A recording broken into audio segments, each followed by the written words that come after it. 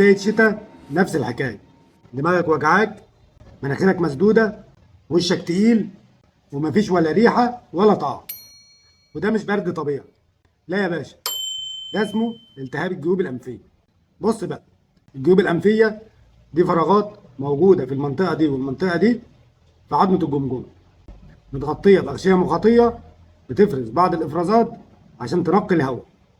لما بيحصل فيها تورم أو التهاب، المخاط اللي هي بتنتجه ده بيتحبس جواها ويبدأ يضغط جواها لحد ما تحس بالوجع والصداع اللي انت حاسه دلوقتي، وتبدأ مناخيرك تتسد وتنزل افرازات يا اما صفراء يا اما خضراء.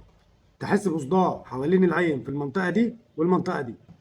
حاسة الشم، حاسة التذوق بتختفي مؤقتا، وتبتدي تجيلك كحة ببلغم خصوصا بالليل، وساعات يجيلك سخونية، وريحة نفسك ما بتبقاش لطيفة. والتهاب الجيوب الأنفية 3 أنواع، وده بيتقسم حسب المده اللي بتجيلك فيه. فلو جات لك اقل من 4 اسابيع يبقى انت كده عندك التهاب جيوب انفيه حاد. من 4 اسابيع لحد 12 اسبوع تبقى تحت الحاد. اما اكتر من 12 اسبوع يبقى عندك التهاب جيوب انفيه مزمن.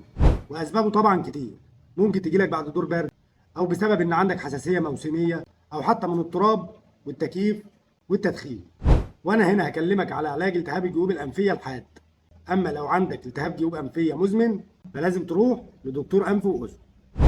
واول حاجه في روشته التهاب الجيوب الانفيه الحاد هو التافنك، وده عباره عن ليفوفلوكساسين، مضاد حيوي واسع المجال مخصوص لحالات التهاب الجيوب الانفيه.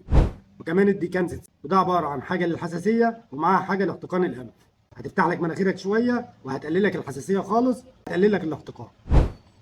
التيكانيز بخاخ بتستخدمه بختين الصبح وبختين بالليل، وده هتمشي عليه لمده 5 ايام.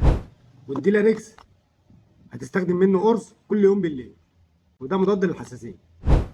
كمان محلول الملح هتشد شويه بسرنجه وتضخهم في مناخيرك مره الصبح ومره بالليل، وده هينضف لك الجيوب الانفيه ويقلل لك الاحتقان.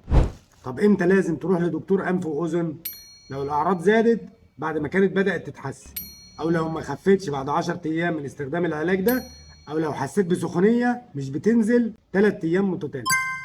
ولو حضرتك شايف ان المحتوى اللي بنقدمه يستحق الدعم، شرفني بالمتابعه ودوس لايك.